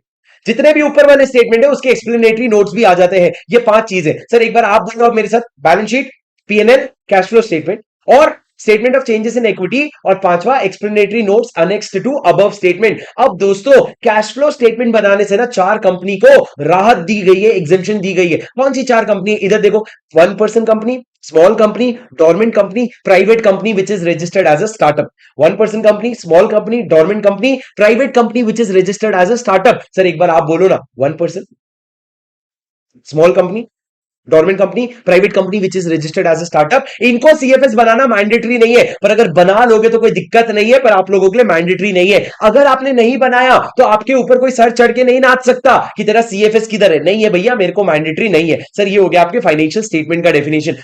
Financial year कहां डिफाइंड है? फाइनेंशियल ईयर डिफाइंड है 2 clause 41 में, फाइनेंशियल स्टेटमेंट 2 क्लॉज 40 में, और फाइनेंशियल ईयर 2 क्लॉज 41 में। सर फाइनेंशियल ईयर क्या कहता है? आपका 1 अप्रैल से 31 मार्च होता है जनरल। लेकिन सर अगर 1 जनवरी के बाद, क्या गया, 1 जनवरी के बाद अगर आपकी कंपनी इनकॉर्पोरेट हुई है ना, तो आपका फाइनेंशियल ईयर खत्म होगा अगले साल में। मतलब मेरे को तुम तीन एग्जांपल का आंसर दे दो भैया। अगर मेरी कंपनी 1 मई 2025 को इनकॉर्पोरेट हुई है, तो इसका साल कब खत्म होगा? और अगर ये कंपनी 1 जनवरी 2025 को इनकॉर्पोरेट हुई है, तो इसका साल कब खत्म होगा, ये बता दो बस। सर अगर आपकी कंपनी 1 मई 2025 को इनकॉर्पोरेट हुई है, तो इसका साल खत्म होगा 31 मार्च 2026। पर सर अगर कंपनी 1 जनवरी 2025 को इनकॉर्पोरेट हुई है, तब भी अगले साल ही खत्म होगा। सर एक चीज याद रखना, साल हमेशा चेंज होता है। फाइनेंशियल ईयर आप जब भी इनकॉर्पोरेट हुए हो, आपका साल हमेशा चेंज होता है, पर मिनिमम आपका फाइनेंशियल ईयर 3 महीने का रहता है और मैक्सिमम 15 महीने का रहता है। बस ये याद रखना, मिनिमम 3 महीने का और मैक्सिमम 15 महीने का। अब दोस्तों मेरी बात ध्यान से सुनो ना। सर एक बात बताओ, क्या अगर मैं एक कंपनी हूं जो किसी बाहर की कंपनी मतलब कंपनी इंकॉर्पोरेटेड आउटसाइड इंडिया की। सर किसी ने इसका आंसर 2027 बोला, क्यों भाई? कहां से 2027 दिख रहा है आपको? होश में आ जाओ राजा, होश में आ जाओ। क्या कहा मैंने? लास्ट प्रोविजन सर, क्या मेरा फाइनेंशियल ईयर हम चेंज कर सकते हो? जी बिल्कुल कर सकते हो, अगर आपका कोई फॉरेन इन्फ्लुएंस है। फॉरेन इन्फ्लुएंस मतलब सर अगर मैं कंपनी हूं और मैं किसी कंपनी इंकॉर्पोरेटेड आउटसाइड इंडिया की सब्सिडरी हूं, होल्डिंग हूं या एसोसिएट कंपनी हूं, क्या हूं? होल्डिंग, सब्सिडरी या एसोसिएट। और अगर मेरे को लगता है कंसोलिडेशन के लिए मेरे को अपना फाइनेंशियल ईयर चेंज करना चाहिए, तो मैं एप्लीकेशन दूंगा सेंट्रल गवर्नमेंट को, आरओसी नहीं, सेंट्रल गवर्नमेंट को, और मैं कहूंगा कि मेरे को अपना फाइनेंशियल ईयर चेंज करना है। और वो अगर सेंट्रल गवर्नमेंट को ठीक लगा तो वो मेरा फाइनेंशियल ईयर चेंज करने का अप्रूवल दे देंगे। तो दोस्तों फाइनेंशियल ईयर चेंज होता है, आप चाहो तो 1 जनवरी से 31 दिसंबर का करवा सकते हो for the purpose of consolidation of books. तो दोस्तों यहां पे क्या लिखा है कि अगर आप एक ऐसे कंपनी या बॉडी कॉर्पोरेट हो, क्या हो सर? आप एक ऐसे कंपनी या बॉडी कॉर्पोरेट हो which is holding company, subsidiary or associate company of a company incorporated outside India and is required to follow a different financial year for consolidation of accounts, then the CG may on an application made by that company allow any period as its financial year. CG आपको financial year change करने दे देगा। Sir आपको ये समझ में आया क्या? Yes sir. ये क्या हो गया? ये आपका फाइनेंशियल ईयर हो गया। अब दोस्तों कुछ एक्स्ट्रा रिविजन, एक्स्ट्रा कॉन्सेप्ट भी याद कर लो। फ्री रिजर्व, हम लोग बार बार करते हैं कि फ्री रिजर्व में से डिविडेंड दे देना। Free reserve, sir free reserve मतलब क्या? फ्री रिजर्व मतलब that reserve which is available for distribution as dividend. Sir अगर मान लो मैंने कैपिटल रिटेंशन रिजर्व बना दिया, उसका डिविडेंड नहीं दे सकता, पर जनरल रिजर्व उसका डिविडेंड दे सकता हूं, तो वो एक फ्री रिजर्व है। अब सर यहां पे ध्यान रखना, दो तरह के रिजर्व, फ्री रिजर्व नहीं आते। पहला रीवैल्यूएशन की, अगर आपने किसी भी तरह का रीवैल्यूएशन किया है तो रीवैल्यूएशन से आने वाला गेन कभी भी फ्री रिजर्व नहीं होता। और दूसरा अनरियलाइज्ड या नोशनल गेन कभी भी फ्री रिजर्व नहीं होता। अनरियलाइज्ड या नोशनल गेन मतलब जो गेन अभी तक एक्चुअल में रियलाइज नहीं हुआ है, उसको तुम फ्री रिजर्व बोल के उसका डिविडेंड बांटने की जरूरत नहीं है। तो सर डिविडेंड में सारे, फ्री रिजर्व में वो हर रिजर्व आता है which is available for distribution as dividend, पर दो रिजर्व नहीं आता है, एक तो नोशनल और अनरियलाइज्ड गेन से बना हुआ रिजर्व और दूसरा रीवैल्यूएशन रिजर्व नहीं आता है। सर ये आपका फ्री रिजर्व का डेफिनेशन हो गया। अब आगे बढ़ते हैं दोस्तों, मेरी बात ध्यान से सुनना। सर की मैनेजरियल पर्सन का डेफिनेशन क्या है? इधर देखो राजा, की मैनेजरल पर्सन में कौन कौन लोग आते हैं इधर देखो सर। सबसे पहला 5 लोग आते हैं, ध्यान से याद करो। पहला CEO, managing director, manager. CEO, managing director, manager. दूसरा सीएफओ। तीसरा सीएस। सीईओ सीएफओ सीएस, पर सीईओ के साथ और कौन हो गया? मैनेजिंग डायरेक्टर या मैनेजर। चौथा आपके होल टाइम एम्प्लॉइज। सर आपके होल टाइम डायरेक्टर्स, जितने भी आपके होल टाइम डायरेक्टर्स है ना, वो आपके की मैनेजर पर्सन हो गए। और पांचवा सर वो लोग जो आपकी कंपनी के होल टाइम एम्प्लॉयमेंट में है और आपके बोर्ड ऑफ डायरेक्टर के एक लेवल नीचे है बस, तो वो लोग भी की मैनेजरल पर्सन हो गए। क्या कहा सर मैंने? जो होल टाइम एम्प्लॉयमेंट में है और बोर्ड ऑफ डायरेक्टर के एक लेवल नीचे है, तो सर 5 लोग आपके की मैनेजरल पर्सन होते हैं। पहला CEO, managing director, manager, CFO, CS, और उसके अलावा होल टाइम डायरेक्टर, और उसके अलावा ये लोग जो बोर्ड के एक लेवल नीचे हैं और कंपनी के होल टाइम एम्प्लॉयमेंट में है। सर ये आपके कौन हो गए? ये आपके की मैनेजरल पर्सन हो गए। अब आगे सर लिस्टेड कंपनी का डेफिनेशन बेहद इंपॉर्टेंट है। अब दोस्तों मेरी बात ध्यान से सुनना। आप लोगों के पास अगर जो एडिशन है, मान लो अगर आपने पिछले महीने तक भी खरीदा है, तो आप लोगों के पास ये शायद नहीं होगा, पर नए एडिशन में मैंने ये सारे चेंजेस किए हैं, जहां पे मैंने सेक्शन के बाजू में क्या लिख दिया है? Question number. तो आगे आने वाले लोगों को हेल्प होगा। अभी ये मत सोचना मेरे को क्यों नहीं मिला, कुछ चीजें तो इंप्रूव होते रहेगी ना राजा। तो ये आगे आने वाले लोगों को हेल्प होगा, जहां पे आपको क्या मिलेगा? सेक्शंस के बाजू में क्वेश्चन नंबर का रेफरेंस मिलेगा। अब दोस्तों मेरी बात ध्यान से सुनना प्लीज। दोस्तों दोस्तों मेरी बात ध्यान से सुनना। क्या कहा मैंने? मैंने ये कहा कि आप लोगों का लिस्टेड कंपनी का डेफिनेशन क्या है। लिस्टेड कंपनी का डेफिनेशन बहुत इंपॉर्टेंट है। एग्जाम में अगर आएगा तो आपको 6 मार्क्स का एग्जाम में क्वेश्चन दिखेगा। Sir listed company is defined under 2 clause 52। Listed company is defined under 2 clause 52। Listed company मतलब क्या होता है? इधर देखो sir, listed company means a company which has listed any of its securities on a recognised stock exchange. अगर आप कोई भी अपनी सिक्योरिटीज को रिकॉग्नाइज्ड स्टॉक एक्सचेंज में लिस्ट करवाते हैं तो आप क्या बन जाएंगे? Listed company. क्या कहा मैंने? Listed company means a company which has listed any of its securities on a recognised stock exchange. पर दोस्तों मेरी बात ध्यान से सुनना, जब आप लिस्टेड कंपनी का डेफिनेशन पढ़ो तो उससे 3 तरह की कंपनीज एक्सक्लूड होती है। सर मेरी बात ध्यान से सुनना, आप लोग इसके लिए क्लास में बनाया हुआ चार्ट भी रेफर कर सकते हो। पर सर 3 तरह की कंपनीज एक्सक्लूड होती है। पहला, आपकी सर कोई भी पब्लिक कंपनी है जिसके शेयर्स, इक्विटी शेयर्स जो है ना, वो लिस्टेड नहीं है। तो क्या लिस्टेड है सर? या तो नॉन कन्वर्टेबल डेट लिस्टेड है, या तो non convertible redeemable preference share listed है। वो जो इन्होंने प्राइवेट प्लेसमेंट बेसिस पे इशू किया सेबी के रेगुलेशन के हिसाब से, तो आप लिस्टेड कंपनी नहीं कहलाओगे। सर अगर एक पब्लिक कंपनी है, उसके शेयर्स लिस्टेड नहीं है, पर डिबेंचर या रिडीमेबल प्रेफरेंस शेयर लिस्टेड है, और दोनों नॉन कन्वर्टेबल है, प्राइवेट प्लेसमेंट पे इशू हुए, सेबी रेगुलेशन के हिसाब से इशू हुए, तो भैया उस केस में मैंने क्या कहा? उस केस में पब्लिक कंपनी जो है, पब्लिक कंपनी आपकी लिस्टेड कंपनी नहीं कहलाएगी। अभी मित्तल कह रहे सर पूरा चैप्टर 6 मार्क का नहीं आता लग रहा है। राजा आता है कभी कभी, अगर आप देखोगे नवंबर 22 में 6 मार्क का क्वेश्चन लिस्टेड कंपनी पे आया था, तो आता है। ट्रस्ट मी व्हेन आई से समथिंग, आता है राजा। अब दूसरी बात, उसके बाद देखो दोस्तों, प्राइवेट कंपनी। प्राइवेट कंपनी क्या कहता है सर? प्राइवेट कंपनी ये कहता है कि प्राइवेट कंपनी क्या कहता है, ध्यान से सुनना। अगर एक प्राइवेट कंपनी है जिसने अपना non convertible debt security list करवाया है, वो जो उसने प्राइवेट प्लेसमेंट में इशू किया था सेबी रेगुलेशंस के हिसाब से, तो वो प्राइवेट कंपनी भी लिस्टेड कंपनी नहीं कहलाएगी। और तीसरा सर, अगर आप एक पब्लिक कंपनी हो जिसके इक्विटी शेयर्स लिस्टेड है, इंडिया के रिकॉग्नाइज्ड स्टॉक एक्सचेंज में लिस्टेड नहीं है, किसी फॉरेन जुरिस्डिक्शन में लिस्टेड है। सर कौन सा फॉरेन जुरिस्डिक्शन? जो सेक्शन 23(3) में लिखा है, तो उस केस में आप भी फिर लिस्टेड कंपनी नहीं कहलाओगे, क्योंकि तुम इंडिया में नहीं, इंडिया के बाहर लिस्टेड हो। तुम इंडिया में नहीं, इंडिया के बाहर लिस्टेड हो। तो दोस्तों ये तीनों चीजें क्या है? ये तीनों कंपनीज को हमने लिस्टेड कंपनी नहीं कहा। ये तीनों कंपनी को हमने क्या कहा? लिस्टेड कंपनी नहीं कहा। अब मेरी बात ध्यान से सुनना, वापस से बता रहा हूं सर। इधर देखो, सेक्शन 2 क्लॉज 52 क्या कहता है? कोई भी कंपनी अगर अपने कोई भी सिक्योरिटीज रिकॉग्नाइज्ड स्टॉक एक्सचेंज में लिस्ट करा रही है ना, तो वो लिस्टेड कंपनी बन जाती है। पर दोस्तों अगर आप एक पब्लिक कंपनी हो, आपका इक्विटी लिस्टेड नहीं है, तो आपका नॉन कन्वर्टेबल डिबेंचर सिक्योरिटीज या non convertible redeemable preference shares अगर लिस्टेड है, पर आपने कैसे इशू किया था? प्राइवेट प्लेसमेंट बेसिस पे, एज पर सेबी रेगुलेशन, तो फिर आपको लिस्टेड कंपनी नहीं माना जाएगा। सर आपकी डेट या आपका प्रेफरेंस शेयर लिस्टेड है, फिर भी आपको लिस्टेड नहीं माना जाएगा। सिमिलरली, अगर आप एक प्राइवेट कंपनी हो जिसका non convertible debt securities listed है, पर वो लिस्टेड कैसे है? It was issued on private placement basis as per SEBI regulation, और उसके बाद लिस्टेड है तो भी आपको लिस्टेड कंपनी नहीं बोलेंगे। और तीसरा, सर आप इंडिया के रिकॉग्नाइज्ड स्टॉक एक्सचेंज में नहीं, किसी फॉरेन जुरिस्डिक्शन में लिस्टेड हो तो भी आपको लिस्टेड कंपनी नहीं माना जाएगा। ये तीन चीजों को लिस्टेड कंपनी के डेफिनेशन से एग्जेम्पशन दिया है। सर आप अपने क्लास के नोट्स भी साथ में रेफर कीजिए और यहां पे ये सारी चीजें देखते जाइए, नहीं है तो इसका चार्ट अभी बना लीजिए। पर ये इकलौता तरीका है सर आपके लिस्टेड कंपनी के एक्सेप्शन याद करने का। ठीक है राजा, अब आगे बढ़ने की आदेश है आपकी, आगे बढ़ने के आदेश देंगे आप। सर अब मेरी बात सुनना, अगला इंपॉर्टेंट सेक्शन नेटवर्थ का डेफिनेशन, जो कहां पे रेलेवेंट होता है? आपके सीएसआर के प्रोविजन में रेलेवेंट होता है कि अगर आपका नेटवर्थ जो है वो 500 करोड़ या उससे ज्यादा है, टर्नओवर 1000 करोड़ या उससे ज्यादा है, नेट प्रॉफिट 5 करोड़ या उससे ज्यादा है, तो सर उस तरीके के वहां पे डेफिनेशंस काम आते हैं। सर नेटवर्थ का मतलब क्या होता है? एक कंपनी की नेटवर्थ क्या होती है? सर नेटवर्थ का डेफिनेशन निकालने के लिए इधर देखो, चार चीजें ऐड करोगे, तीन चीजें माइनस करोगे, दो चीजें इग्नोर करोगे। 4 3 2, चार ऐड, तीन माइनस, टू इग्नोर। फोर चीज what will you add? Aggregate of, सबसे पहला paid up share capital, all reserves created out of profit, जितने भी रिजर्व्स है, उसके अलावा सिक्योरिटीज प्रीमियम अकाउंट को भी ऐड करना, और आपका पीएनएल में कोई डेबिट या क्रेडिट बैलेंस है तो उसको भी एडजस्ट करना। तो ये चार चीजें क्या होगी sir? Paid up share capital, सारे के सारे रिजर्व्स, सिक्योरिटीज प्रीमियम अकाउंट, और आपका पीएनएल में डेबिट या क्रेडिट बैलेंस। सर ये चार चीजों को आपने क्या किया? ऐड किया। अब इसके बाद आप क्या करोगे सर? तीन चीजों को माइनस करोगे। सर आपका कोई एक्यूमुलेटेड लॉसेस है अगर, तो वो एक्यूमुलेटेड लॉसेस को माइनस करना। डेफर्ड एक्सपेंडिचर, जो आपने बोला आगे चल के अलग अलग साल में डेफर करूंगा मैं, उसको माइनस कर देना।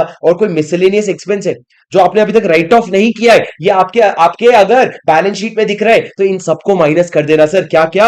आपका लॉसेस हो गया, आपका डेफर्ड एक्सपेंडिचर हो गया, और एक्सपेंसेस नॉट रिटर्न ऑफ हो गए, इनको माइनस कर देना। फालतू चीज होती है ये बैलेंस शीट में। और उसके बाद सर आप दो चीजें क्या इग्नोर करोगे? Sir any reserves created out of revaluation of asset, आपने असेट का रीवैल्यूएशन करके अगर कोई भी रिजर्व बनाया है, या फिर right back of depreciation and amalgamation. Sir depreciation का राइट बैक क्या होता है? जब आप पहले डेप्रिसिएशन बनाते हो तो उसको हम कहते हैं एक्सपेंस, पर जब आपने उस डेप्रिसिएशन को बोला अब ज्यादा डेप्रिसिएशन लग गया, कम कर रहे हैं, तो उसको कहते हैं राइट बैक। राइट बैक को भैया इग्नोर कर देना। वंस डेप्रिशिएटेड अब आप उसको इग्नोर कर दो, तो रीवैल्यूएशन रिजर्व को इग्नोर कर दो और राइट बैक को इग्नोर कर दो, बस आप सॉर्टेड हो। सर इधर देखो, बुक छोड़ दो, चार ऐड करना है, तीन माइनस करना है, दो लेस करना है। सोचो एक बार क्या चार ऐड करना है? पेड अप शेयर कैपिटल, सारे रिजर्व्स जो भी आपने पीएनएल से क्रिएट किया है। तीसरा, securities premium account statement, debit और क्रेडिट बैलेंस ऑफ पीएनएल। ये चार चीजें आपको क्या करनी है? ऐड। तीन चीजें आपको माइनस करनी है। क्या माइनस करोगे sir? Losses, deferred expenditure, miscellaneous expenditure. Losses मतलब कौन से वाले लॉसेस हो गए? एक्यूमुलेटेड लॉसेस हो गए, डेफर्ड एक्सपेंडिचर हो गए, और क्या हो गया आपका? मिसलेनियस एक्सपेंडिचर में क्या आ गया? Miscellaneous expenditure which is not written off. और उसके बाद दो चीजें इग्नोर कर देना, रिवैल्यूएशन रिजर्व और उसके बाद right back of depreciation. Sir इसके साथ आपका नेटवर्थ का डेफिनेशन खत्म होता है। अब दोस्तों अगले डेफिनेशन को आ जाओ, officer in default. Sir officer in default किस चीज की बात करता है? ऑफिसर इन डिफॉल्ट बात करता है कि आप अगर कौन से ऑफिसर्स इन डिफॉल्ट कहलाएंगे। सर आप इतने सारे पेनल्टीज पढ़ते हो जहां पे कहते हैं ओआईडी को इतनी पेनल्टी लगेगी, ओआईडी को, अरे कौन है ये ओआईडी? सर ये ऑफिसर्स को हम लोग ऑफिसर इन डिफॉल्ट मानेंगे। पहला, जो भी कंपनी का होल टाइम डायरेक्टर है, उसके अलावा कंपनी के जितने भी की मैनेजेबल पर्सन है। सर की मैनेजेबल पर्सन कौन होते हैं? वो अभी आपने 251 में पढ़ा, अभी आपने 251 में पढ़ा की मैनेजेबल पर्सन कौन होते हैं। पर आपके होल टाइम डायरेक्टर और की मैनेजेबल पर्सन, सर आपको पता होना चाहिए, वैसे तो होल टाइम डायरेक्टर भी की मैनेजेबल पर्सन होता है, पर हमने क्लैरिटी के लिए हमने दे दिया। पर सर देखो 7 लोग हैं जो कवर होते हैं ऑफिसर इन डिफॉल्ट में। पहला होल टाइम डायरेक्टर, दूसरा की मैनेजेबल पर्सन, तीसरा सर अगर कंपनी में की मैनेजेबल पर्सन नहीं है तो such director as may be specified by the board. सर क्या कहा इन्होंने? बस इतना पढ़ो, अगर आपकी कंपनी में की मैनेजेबल पर्सन नहीं है तो जिन डायरेक्टर्स का नाम बोर्ड ने दे रखा है वो बन जाएंगे आपके की मैनेजेबल पर्सन या ऑफिसर इन डिफॉल्ट। और अगर किसी का नाम स्पेसिफाइड नहीं है तो सर सारे के सारे डायरेक्टर्स जो है ना वो क्या बन जाएंगे? आपके ऑफिसर इन डिफॉल्ट। अरे समझे क्या? सर पहला होल टाइम डायरेक्टर, की मैनेजेबल पर्सन नहीं है तो जिन डायरेक्टर्स का नाम स्पेसिफाइड है, अगर स्पेसिफाइड नहीं है तो सारे के सारे डायरेक्टर्स ऑफिसर इन डिफॉल्ट। चौथा, सर ध्यान से सुनना, चौथा, any person under the immediate authority of the board और की मैनेजेबल पर्सन। सर कोई भी ऐसा इंसान है जो बोर्ड या की मैनेजेबल पर्सन के इमीडिएट अथॉरिटी के नीचे, एक लेवल नीचे है। सर जैसे मैं आपको बताऊं, जब मैं मुंबई इंटरनेशनल एयरपोर्ट में काम करता था तो वहां पे मैं सीईओ के एकदम नीचे था इन द डेजिग्नेशन के टर्म्स में। मैं डायरेक्टली सीईओ को रिपोर्ट करता था। अगर मेरे को किसी चीज के बारे में पता था ना और फिर भी मैंने अगर बताया नहीं तो मैं भी ऑफिसर इन डिफॉल्ट बन जाऊंगा। क्यों? Because I was just one level below the key managerial person और द बोर्ड ऑफ डायरेक्टर। तो any person who is under the immediate authority of board and is charged with any responsibility actively participates in or knowingly permits or knowingly takes steps to prevent any default। मतलब कोई भी failure हुआ है उसमें तू knowingly participate करता है, एक तो तू एक लेवल नीचे था और तू उसमें knowingly participate करता है तो तू ऑफिसर इन डिफॉल्ट बन जाएगा। सर होल टाइम डायरेक्टर की मैनेजरल पर्सन नहीं है तो जो डायरेक्टर स्पेसिफाइड है, नहीं है तो सारे के सारे directors. Next any person just under the immediate authority of board and key managerial person if he actively participates in such failure।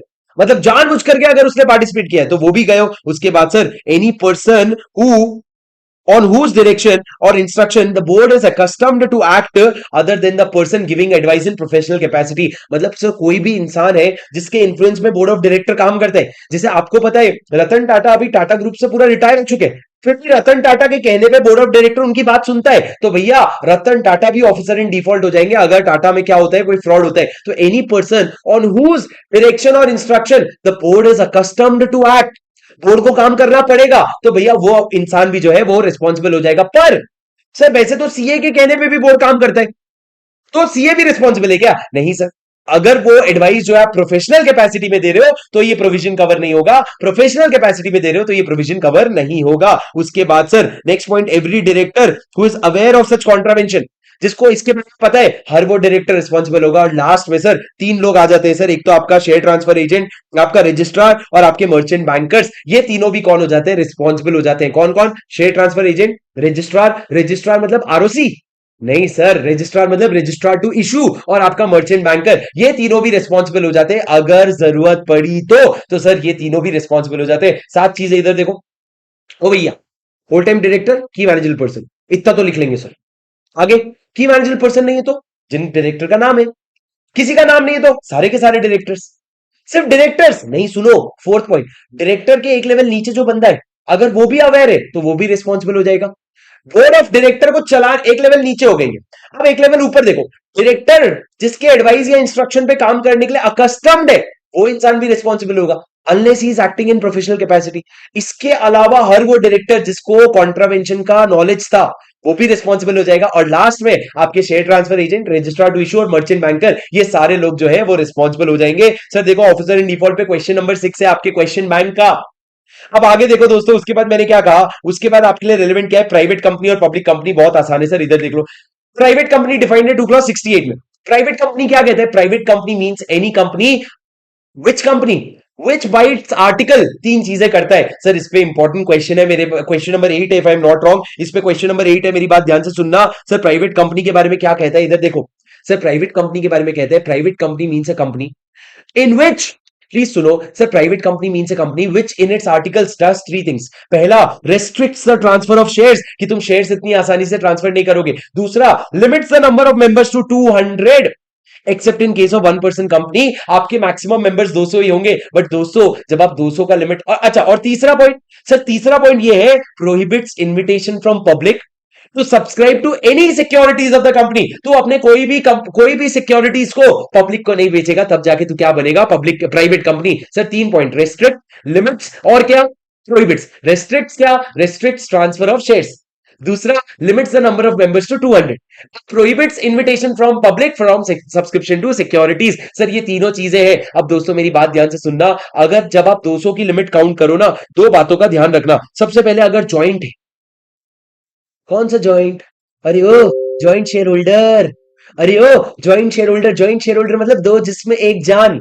Sir joint share holder अगर है तो उनको it will be treated as one. Sir एक बच्चे ने बहुत खूब doubt पूछे सर, अगर एक दो लोग मिलकर ज्वाइंट शेयर होल्डर, दो लोगों की शादी होगी, वो ज्वाइंट शेयर होल्डर बन गए, फिर बाद में अगर उनका डिवोर्स होता है तो फिर उनको एक गिनेंगे कि दो गिनेंगे? अरे ए ज्वाइंट, वो वाला ज्वाइंट नहीं कि शादी हो गई तो तुम एक हो गए। सर ज्वाइंट कैसे बनता है, ज्वाइंट शेयर होल्डर, ज्वाइंट कैसे बनता है मतलब ज्वाइंट शेयर होल्डर कैसे बनते हो? सर ज्वाइंट शेयर होल्डर कैसे बनते हो, अगर आप दोनों साथ में मिलकर एक फॉर्म भरते हो। सर अभी फॉर एग्जांपल एक लड़का और एक लड़की दोस्त होते हैं, तुमको पता है एक लड़का और एक लड़की दोस्त हो सकते हैं, और एक लड़का और एक लड़की जाकर के मिलकर अगर इन्वेस्ट करते हैं तो उनको बोलते हैं ज्वाइंट शेयर होल्डर। जरूरी नहीं कि उनके बीच में हुआ हो शादी, समझे मेरी बात सर? अब आगे बढ़ते हैं, मेरी बात ध्यान से सुनना। जॉइंट शेयर होल्डर बस इतना ही था। दूसरा पॉइंट दोस्तों, आप एम्प्लॉइज को इंक्लूड नहीं करोगे। वो लोग जो अभी आपके एम्प्लॉय है उनको भी इंक्लूड नहीं करोगे, और वो जो पहले एम्प्लॉय थे, एम्प्लॉय नहीं है पर they continue to be share holder, उनको भी इंक्लूड नहीं करोगे। सर मेरे को बताओ, तीन लोग हैं मेरे यहां जो काम करते हैं,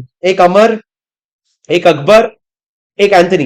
प्लीज सर ध्यान से सुन लो, एग्जाम्पल बता रहा हूं आरआर में, मेरी बात ध्यान से सुन लो सर, इंपॉर्टेंट है इसलिए। सर अमर ना, इसको शेयर्स मिला था 2022 में, ये 2025 की बात करते हैं, 2025 में इसको शेयर्स मिला और ये तब एम्प्लॉय भी है। क्या इसको काउंट करोगे 200 के लिमिट में? नहीं सर। पर अकबर जो है, इसको शेयर्स मिले थे 2022 में, तब ये कंपनी का एम्प्लॉय भी था। अब जो है ये कंपनी का एम्प्लॉय नहीं रहा, पर ये शेयर होल्डर है।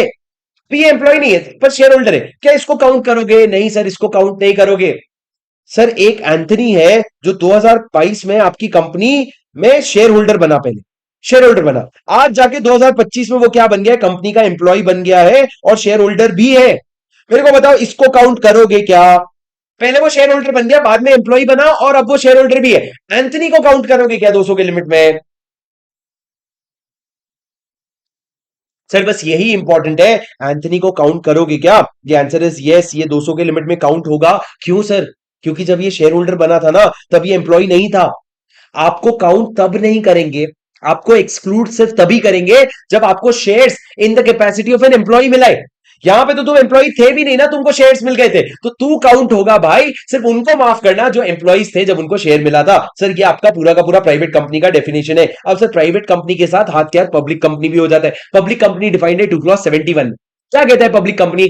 Public company means a company other then, अरे बोलो बोलो बोलो, कुछ तो बोलो, मुंह तो खोलो। Sir public company means a company other than private company. And इसमें डीम्ड पब्लिक कंपनी का एक कॉन्सेप्ट होता है, the company which is subsidiary of a public company will be deemed to be a public company even if it continues to be private as per its article, even if it continues to be private as per its article. Sir क्या मतलब है? आज अगर एक company है जिसका नाम है रिलायंस जियो प्राइवेट लिमिटेड, सर इसके ना अगर आप आर्टिकल ऑफ एसोसिएशन उठा के देखोगे तो एक रेस्ट्रिक्शन है, एक लिमिट है और एक प्रोहिबिशन है। क्या रेस्ट्रिक्शन है? It restricts the transfer of shares, it limits the number of members to 200 and it prohibits invitation from public for subscription to securities। पर सर ये जो रिलायंस जियो प्राइवेट लिमिटेड है ना, ये रिलायंस इंडस्ट्रीज की सब्सिडरी है, और रिलायंस इंडस्ट्री जो है ये एक पब्लिक कंपनी है। तो लॉ ने बोला, ओए जियो, ओए जियो तू दिल से, ए जियो, ए जियो तू दिल से भले आर्टिकल, तू दिल से भले प्राइवेट कंपनी होगा, पर तेरे को लॉ के पर्पस के लिए क्या माना जाएगा पता है? तेरे को पब्लिक कंपनी माना जाएगा। तू अपने आर्टिकल से, तुम अपने नाम से प्राइवेट हो, पर कंप्लायंस के लिए you will be deemed to be a public company. अरे तुमको झेपा क्या?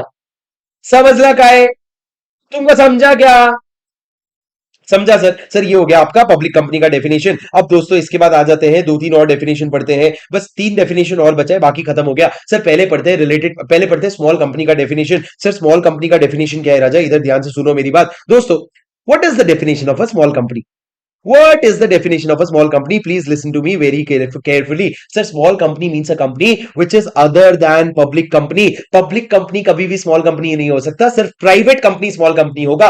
Having paid up share capital not exceeding 4 crores and turnover not exceeding 40 crore rupees. मतलब आपका paid up share capital 4 crore या उससे कम होना चाहिए, टर्नओवर 40 करोड़ या उससे कम होना चाहिए, तब जाके तीनों कंडीशन मीट होंगे ना, तब जाके आप क्या बनोगे? Small company. मतलब आप एक प्राइवेट कंपनी हो, पेड अप शेयर कैपिटल कम है, टर्नओवर कम है। पर दोस्तों मेरी बात ध्यान से सुनना, तीन कंपनीज ऐसे हैं जो कभी भी स्मॉल कंपनी नहीं बनेंगे। और आपको पता है इसी कॉन्सेप्ट पे, आपको पता है इसी कॉन्सेप्ट पे आपके बहुत सारे क्वेश्चंस आने वाले हैं दोस्तों। पसंद आ रहा है तुमको? समझ आ रहा है मैं क्या बोल रहा हूं? Are you getting what I am trying to say here? Sir मैं आपको बोल रहा हूं, मेरे को पीछे खींचने की जगह you will have to match my pace. अगर मेरी पेस मैच करोगे तभी जाके एग्जाम के पहले 100% रिविजन होगा, वरना नहीं होएगा। अब मैं, आप आज का सोच रहे हो, मैं एग्जाम का सोच रहा हूं, भैया मेरी पेस आपको मैच करनी पड़ेगी। उम्मीद है आपको पसंद आ रहा है। वीडियो लाइक करके मेरे को बताओ कितने लोगों को समझ में आ रहा है। वीडियो लाइक जरूर कर देना। सर हे भगवान, जो भी इस वीडियो को लाइक करेगा उसको प्लीज आप अपने तरफ से दो दो नंबर दे देना ग्रुप 1 के सारे सब्जेक्ट में, भगवान प्लीज। टीचर की दुआ लगती है। सुनो मेरी बात सर, क्या चाहता है तुम्हारा? हाँ सुनो मेरी बात सर, मैंने क्या कहा? मैंने ये कहा कि आप लोगों को स्मॉल कंपनी के डेफिनेशन में से तीन लोग एक्सक्लूड होते हैं। कौन तीन लोग एक्सक्लूड होते हैं? सर पहली बात ध्यान से सुनना। सर पहली बात, आपके होल्डिंग और सब्सिडरी कंपनी एक्सक्लूड हो जाते हैं। होल्डिंग और सब्सिडरी कंपनी सारे के सारे एक्सक्लूड हो जाते हैं। दूसरा, आपके सारे के सारे सेक्शन 8 कंपनी एक्सक्लूड हो जाते हैं और स्पेशल एक्ट में बने हुए सारे कंपनीज भी एक्सक्लूड हो जाते हैं। अरे ओए राजू, तीन लोग एक्सक्लूड हो गए। ये तीन लोग चाह के भी सब्सिडरी, ये तीन लोग चाह के भी स्मॉल कंपनी नहीं बन सकते। होल्डिंग और सब्सिडरी, सेक्शन 8 कंपनी और आपका स्पेशल एक्ट वाला कंपनी। आपका आईसीआई इतनी प्यारी चीज है ना, मैं क्या बताऊं। सुनो क्या क्वेश्चन बनाएगा, बोलेगा एक कंपनी है एच लिमिटेड, उसकी एक सब्सिडरी है एस लिमिटेड। अब एस लिमिटेड बेचारी बहुत गरीब है, ये एक एस प्राइवेट लिमिटेड है। पहले तो बोलेगा एस प्राइवेट लिमिटेड है, फिर बोलेगा बेचारी बहुत गरीब है, इतना नुकसान हो रहा है ना, पेड अप शेयर कैपिटल उसका सिर्फ 1 करोड़ का है, टर्नओवर उसका सिर्फ 5 करोड़ का है। बोलो उसको स्मॉल कंपनी का बेनिफिट दे दे, क्या उसकी जिंदगी सुधर जाएगी? अरे बह मत जाना, फीलिंग्स में ना बह मत जाना। Sir it is a subsidiary of any other company, it can never be a small company. आपको स्मॉल कंपनी वाला बेनिफिट नहीं मिलेगा, आप इसको छोड़ दो। आपको स्मॉल कंपनी वाला बेनिफिट नहीं मिलेगा। अरे आपको मेरी बात समझ में आई क्या? ये सर ये क्या हो गया, ये आप लोगों का स्मॉल कंपनी का पूरा डेफिनेशन हो गया। अब दोस्तों मेरी बात सुनो, स्मॉल कंपनी का जो बेयर एक्ट में डेफिनेशन दिया हुआ है, उसमें पेड अप शेयर कैपिटल और टर्नओवर प्रिस्क्राइब करने का एक रेंज दिया। तुमको याद होएगा तो याद कर लेना, नहीं होएगा तो जाने देना। मैं बता देता हूं रेंज क्या है sir. Paid up share capital जो है वो सेंट्रल गवर्नमेंट प्रिस्क्राइब करेगा। कितना होना चाहिए? 50 लाख से 10 करोड़ के बीच में कोई नंबर होना चाहिए। और टर्नओवर भी सेंट्रल गवर्नमेंट प्रिस्क्राइब करेगा, जो 2 करोड़ से 100 करोड़ के बीच में नंबर होना चाहिए। अब सर सेंट्रल गवर्नमेंट ने पेड अप शेयर कैपिटल के लिए 4 करोड़ चुना और टर्नओवर के लिए 40 करोड़ चुना। सर ये सेंट्रल गवर्नमेंट को पावर दिया गया था। तो आपको ये 50 लाख 10 करोड़ ये सब याद नहीं आएगा सर एग्जाम में। आप 4 करोड़ और 40 करोड़ याद करो, इतना काफी है। पर रेंज क्या है sir? The paid up share capital shall not exceed 50 lakh rupees और such higher amount as CG may prescribe which shall not exceed 10 crore rupees and the turnover shall not exceed 2 crore rupees और such higher amount as CG may prescribe which shall not exceed 100 crore rupees. ऐसा definition जो है वो दिया हुआ है sir. अब उसके बाद आ जाते हैं हमारे सेकंड लास्ट डेफिनेशन पे। सर सेकंड लास्ट डेफिनेशन क्या है आपके रिलेटिव का? रिलेटिव मंजे का सर, रिलेटिव मतलब मेरी ताई मेरी चाची रिलेटिव। रियलिटी में जो रिलेटिव वही यहाँ पे रिलेटिव। मेरी बात सुनना ध्यान से, पापा आप लोग मत देखा करो ये सब वीडियो, घर की बात नहीं है ये। मेरी बात सुनो सर, क्या कहा मैंने? रिलेटिव के डेफिनेशन में कौन कौन आता है, इधर ध्यान से देखना। सर रिलेटिव के डेफिनेशन में अगर ये एक इंसान है तो सिर पे बैठी हुई इसकी स्पाउस, सिर पे बैठा हुआ इसका स्पाउस, उसके अलावा sir father mother, brother sister, son daughter, son की वाइफ, डॉटर्स हस्बैंड। अरे वो सन की वाइफ मतलब सन की वाइफ नहीं बेवकूफ, मतलब वो वाला नहीं भाई, सन की वाला। सन की वाइफ मतलब सन्स वाइफ, डॉटर्स हस्बैंड। तो सर ये आपके किस में आते हैं? ये आपके सारे के सारे रिलेटिव में आते हैं। बोलो कौन कौन आता है सर? देखो आपके spouse, father mother brother sister, son daughter, sons wife, daughters husband. मतलब बेसिकली तुम्हारे दोस्त के घर में जो भी जो जिन जिन लोगों को गाली देते हो ना तुम, वो उनके रिलेटिव है भाई। तुमने कभी ऐसे दोस्त के ताई जी को चाची को ताऊ जी को ऐसे गाली दिया कि नहीं? तो जिसको जिसको गाली देते हो ना वो सारे रिलेटिव्स होते हैं सर। अब दोस्तों मेरी बात ध्यान से सुनना। अब आप देखो इसमें स्टेप भी आते हैं sir, step father, step mother, step brother, step sister, step सन, स्टेप डॉटर नहीं आते। सर इन्होंने स्टेप डॉटर को इंक्लूड नहीं किया। सो इतनी बुरी सोचे इनकी, क्या बताए। पर सर इन्होंने स्टेप डॉटर को नहीं लिया। किसी की अंदर से इच्छा हो रही है सर, मेरे को एक बात समझ में नहीं आई, स्टेप वाइफ और स्टेप हस्बैंड क्यों नहीं लिया? तू ना गूगल जाके गूगल कर कि स्टेप क्या होते हैं, और तू उसको बोलना गूगल को कि भैया तू मेरे को टेक्स्ट में रिप्लाई कर, only in text you reply me what is step. तो वो तेरे को समझाएगा कि भैया स्टेप वाइफ नहीं हो सकते। ठीक है, कॉन्सेप्ट चल जाएगा। गूगल बोलेगा भाई क्या हो गया है तेरे को? सर स्टेप वाइफ नहीं हो सकते। और similarly step sons wife, step daughters husband, ये सारी चीजें नहीं आती। आप डब्बे देख लो, वो लोग सिर्फ स्टेप में आते हैं। सर आपको मेरी बात समझ में आई क्या?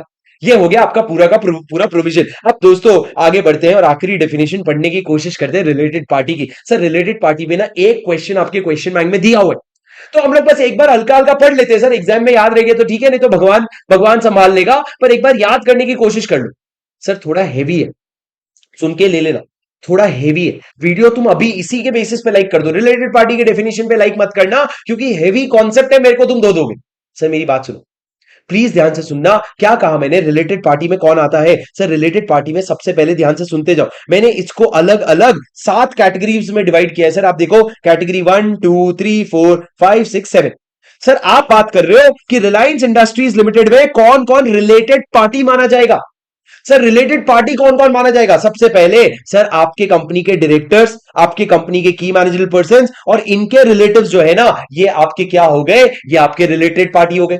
मतलब सर रिलायंस इंडस्ट्रीज में जितने भी डायरेक्टर्स हैं, जितने भी की मैनेजर पर्सन हैं और उनके जितने भी रिश्तेदार हैं, वो सारे क्या हो गए आपके रिलेटेड पार्टी। मतलब रिलायंस में मुकेश अंबानी रिलेटेड पार्टी, और उसके सारे रिलेटिव ईशा अंबानी, आकाश अंबानी, अनंत अंबानी, सारे के सारे रिलेटेड पार्टी हो गए सर। ये हो गया पर्सन, मतलब इंसानों में कौन रिलेटिव है, रिलेटेड पार्टी है, ये हो गए। उसके बाद सर फर्म कौन सी रिलेटेड पार्टी कहलाएगी? रिलायंस इंडस्ट्रीज एक तरफ, दूसरी तरफ कोई फर्म है, वो फर्म रिलेटेड पार्टी कब कहलाएगी? अगर सर आपकी कंपनी का डायरेक्टर, मैनेजर या उसका कोई रिलेटिव इस फर्म में पार्टनर है, तो वो फर्म भी आपकी क्या बन जाएगी? रिलेटेड पार्टी बन जाएगी। मतलब सर मान लो एक तरफ है रिलायंस इंडस्ट्रीज लिमिटेड, दूसरी तरफ एक फर्म है जिसमें पार्टनर कौन है पता है? फर्म में पार्टनर है हमारे मुक्कू भाई। मुक्कू भाई, तो भैया अगर फर्म में मुक्कू भाई पार्टनर है, मतलब तुम्हारी कंपनी का डायरेक्टर इस फर्म में पार्टनर है, तो ये फर्म और तुम क्या बन गए? रिलेटेड पार्टी बन गए। सर आप अपने अकाउंट्स में देखते होगे कि रिलेटिव पार्टी ट्रांजैक्शन से फ्रॉड होता है, रिलेटेड पार्टी ट्रांजैक्शन रिस्क होते हैं। तो रिलेटेड पार्टी ट्रांजैक्शन अंडरस्टैंड करने के लिए रिलेटेड पार्टी समझना जरूरी है। अब दोस्तों उसके बाद मेरी बात सुनना, सर क्या एक प्राइवेट कंपनी भी रिलेटेड पार्टी हो सकती है? हाँ सर, जब आप रिलायंस की बात करो तो उसके सामने एक company, private company related party कब हो सकती है? सर अगर आपका कोई डायरेक्टर, मैनेजर या रिलेटिव, शुरू से यही चल रहा है, डायरेक्टर, मैनेजर या रिलेटिव जो है, अगर वो उस प्राइवेट कंपनी में मेंबर है या डायरेक्टर है, अगर वो उस प्राइवेट कंपनी में मेंबर है या डायरेक्टर है, तो वो प्राइवेट कंपनी भी आपकी रिलेटेड पार्टी बन जाएगी। कैसे सर? अगर ये रिलायंस इंडस्ट्रीज लिमिटेड है और आपकी कंपनी का एक डायरेक्टर जो है वो इस रिलायंस जियो प्राइवेट लिमिटेड में क्या करता है, रिलायंस जियो प्राइवेट लिमिटेड में खुद डायरेक्टर है या खुद मेंबर है, तो भैया आप दोनों एक दूसरे को इन्फ्लुएंस कर सकते हो ना, इसलिए हमने कहा तुम दोनों के बीच में रिलेटेड पार्टी एस्टैब्लिश हो जाता है। अरे तुमको मेरी बात समझ में आई क्या? उसके बाद सर मैंने क्या कहा, कोई पब्लिक कंपनी भी रिलेटेड हो सकती है क्या? हाँ, अगर एक पब्लिक कंपनी जिसमें आपकी कंपनी का डायरेक्टर या मैनेजर, उसका रिलेटिव नहीं लिखा है, आपकी कंपनी का डायरेक्टर या मैनेजर जो है उस पब्लिक कंपनी में डायरेक्टर है, एंड सिर्फ डायरेक्टर नहीं, साथ साथ में कम से कम 2% पेड अप शेयर कैपिटल भी होल्ड करता है, तो उस केस में वो पब्लिक कंपनी भी आपके कंपनी की रिलेटेड पार्टी बन गई। क्या मतलब सर? सर अगर एक कंपनी है रिलायंस इंडस्ट्रीज लिमिटेड और उसके सामने एक कंपनी है जूट लिमिटेड, अब सर मेरी बात ध्यान से सुनना, आपके कंपनी का डायरेक्टर या आपके कंपनी का मैनेजर जो है वो इस कंपनी में डायरेक्टर भी है और साथ में 2% से ज्यादा पेड अप शेयर कैपिटल भी होल्ड करता है, मतलब सर आप उसको इन्फ्लुएंस कर सकते हो, तो ये दोनों क्या बन जाएंगे? रिलेटेड पार्टी बन जाएंगे। क्यों सर? ये पब्लिक कंपनी है। पर ये अगर प्राइवेट कंपनी होती ना तो सिर्फ डायरेक्टर होना काफी था या सिर्फ मेंबर होना काफी था, दोनों कंडीशन क्यूमुलेटिवली नहीं लगता।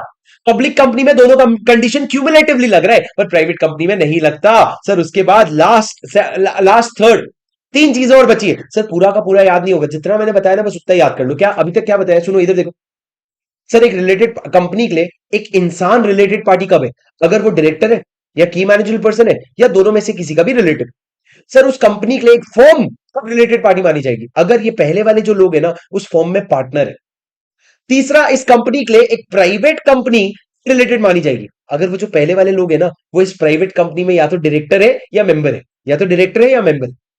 और सर ये कंपनी के लिए कोई पब्लिक कंपनी कब रिलेटेड पार्टी मानी जाएगी? अगर ये जो पहले वाले लोग हैं ना वो इस पब्लिक कंपनी में डायरेक्टर भी है एंड वो साथ में क्या होल्ड करते हैं? 2% से ज्यादा paid up share capital hold करते हैं। पर सर पहले वाले लोग में से ना सिर्फ डायरेक्टर और मैनेजर को उठाना, आप रिलेटिव को लेके मत आना जब आप पब्लिक कंपनी की बात कर रहे हो, वरना तो रिलेटेड पार्टी में पूरा दुनिया ही आ जाएगा तुम्हारा, वरना रिलेटेड पार्टी में पूरा दुनिया ही आ जाएगा। सर आपको मेरी बात समझ में आई? हाँ सर। उसके बाद याद रखना राजा, कोई भी आपकी होल्डिंग सब्सिडरी, को सब्सिडरी या एसोसिएट कंपनी है, ये सारे आपके रिलेटेड पार्टी होते हैं। सर को सब्सिडरी मतलब क्या? मेरी होल्डिंग कंपनी के बाकी सब्सिडरी जो है ना वो मेरे को सब्सिडरी कहलाएंगे। अब उसके अलावा सर अगर कोई ऐसा इंसान है, the board of director, manager or MD is accustomed to act as per advice or direction of director or manager। मतलब सर आपके रिलायंस इंडस्ट्री के डायरेक्टर के कहने पे किसी और कंपनी का बोर्ड ऑफ डायरेक्टर अगर मानता है, अकस्टम्ड टू एक्ट है, तो आप दोनों के बीच में रिलेटेड पार्टी बन जाएगा। मतलब क्या सर? फॉर एग्जाम्पल आज अगर टाटा मोटर्स में रतन टाटा डायरेक्टर है मान लो, और रतन टाटा के कहने पे एक स्टार्टअप है एबीसी लिमिटेड जिसका बोर्ड उसकी बात मानेगा ही मानेगा, तो टाटा मोटर्स और एबीसी लिमिटेड के बीच में क्या हो गया? रिलेटेड पार्टी एस्टैब्लिश हो गया। व्हाई? बिकॉज इस बॉडी कॉर्पोरेट का board of director is accustomed to act as per direction और एडवाइस ऑफ डायरेक्टर और manager of this company. Sir revision है, आराम आराम से लिख के समझना पड़ेगा, पर ये आप लोगों का क्या हो गया, ये आप लोगों का बॉडी कॉर्पोरेट हो गया। अब sir similarly any person, sir any person में क्या आता है, एनी पर्सन और ऑन हुज एडवाइस और इंस्ट्रक्शन ऑफ डायरेक्टर और manager is accustomed to act. कोई ऐसा इंसान जिसके कहने पे तुम्हारी कंपनी का डायरेक्टर या मैनेजर काम करता है। कौन ऐसा इंसान सर? जैसे कि मान लो रिलायंस में डायरेक्टर कौन है, मुकेश अंबानी। अब मुकेश अंबानी नीता अंबानी की तो बात मानता ही मानता है, पर आपको सच बताऊं तो मुकेश अंबानी टीना अंबानी की भी बात मानता है। क्यों मत पूछना, मैं नहीं बता सकता, पर मुकेश अंबानी टीना अंबानी, मेरे घर में बिजली चली जाएगी अब तुम देखना, नेट के साथ और गैस के साथ। सर क्या कहा मैंने, अगर मुकेश अंबानी टीना अंबानी की भी बात मानता है तो टीना अंबानी भी रिलेटेड पार्टी हो गई, because your director is accustomed to act as per advice of that particular person. क्यों मत पूछो भाई, क्यों मत पूछो, ठीक है। अब लास्ट में मैंने क्या कहा, और भी लोग कौन होते हैं आपके रिलेटेड पार्टी, कौन सर, डायरेक्टर और की managerial person of holding company और रिलेटिव्स ऑफ सच डायरेक्टर्स। मतलब सर अगर रिलायंस जियो की बात करो तो रिलायंस जियो की होल्डिंग कंपनी कौन है सर, रिलायंस इंडस्ट्री। इस रिलायंस इंडस्ट्री के जो डायरेक्टर्स हैं और जो की मैनेजरल पर्सन है और इनके जो रिलेटिव्स हैं, ये सब ना रिलायंस जियो के भी रिलेटेड पार्टी माने जाएंगे। पर सर यहां पे जब आप डायरेक्टर देखोगे ना तो आप इंडिपेंडेंट डायरेक्टर को मत देखना, यहां पे आप इंडिपेंडेंट डायरेक्टर को मत देखना। सर ये जो रिलेटेड पार्टी का डेफिनेशन है ना, ये वैसे तो सीए फाइनल के लिए रिलेवेंट है, पर राजा प्रॉब्लम क्या है ना, ये इसके बारे में एक क्वेश्चन आपके एग्जाम में आया है, तो इतना जितना मैंने पढ़ा है ना, इससे ज्यादा बिल्कुल भी पढ़ने की जरूरत नहीं है, और एग्जाम के पहले तो इतना टाइम देने की भी जरूरत नहीं है। एक बार अभी रीड कर लो, एक बार अभी रीड कर लो, और उसके बाद आप एक बार वो क्वेश्चन सॉल्व कर लो, क्वेश्चन नंबर 9, उसके बाद आपको किसी भी चीज की जरूरत नहीं पड़ेगी, ठीक है। चलो गाइस, अब मैं आप लोगों को बता दूं, आप लोग इसका क्वेश्चन बैंक सॉल्व करोगे ना, एक भी क्वेश्चन आपको डिफिकल्ट नहीं जाएगा, आप इसका क्वेश्चन बैंक अगले 30 मिनट्स में सॉल्व कर लोगे। अब सर जब जब हमारा रैपिड रिवीजन का सेशन चलेगा, मैं आपको एक डेली प्रैक्टिस क्वेश्चन देने वाला हूं जो आप लिख के लाओगे। किसी दिन अगर मैं लाइव नहीं आया तो आप उसको खुद से लिखोगे, पर एक क्वेश्चन मात्र आपको लिखना है, और आज आपको अपने क्वेश्चन बैंक का क्वेश्चन नंबर 2 लिख के आना है। आज आपको आपके क्वेश्चन बैंक का क्वेश्चन नंबर 2 लिख के आना है, जो बहुत ही बेहतरीन क्वेश्चन है कॉन्सेप्चुअली। आपको क्वेश्चन नंबर 2 बस लिख के आना है, और बाकी क्वेश्चन सारे आप सॉल्व कर लो, आपका पूरा चैप्टर खत्म हो जाएगा, ठीक है। सर क्वेश्चन बैंक का क्वेश्चन 2 आप एक बार दिखा देंगे क्या? हाँ सर बिल्कुल दिखा देंगे।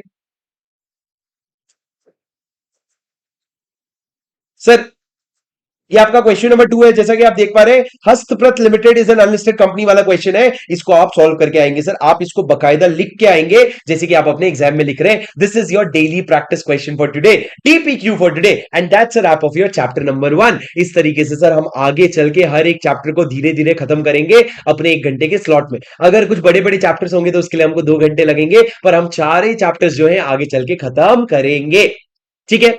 Chalo guys, that's it for today. I will see you all tomorrow for the next session. Until then, take care and do make sure that you share this video with all your friends who are referring for CA Inter, और उनको बता देना कि भाई आया है, सब करा के जाएगा, ठीक है। मिलता हूं आपसे अगले वीडियो में। Until then, take care. This is your CA buddy Shubham Singhal signing off. Bye bye.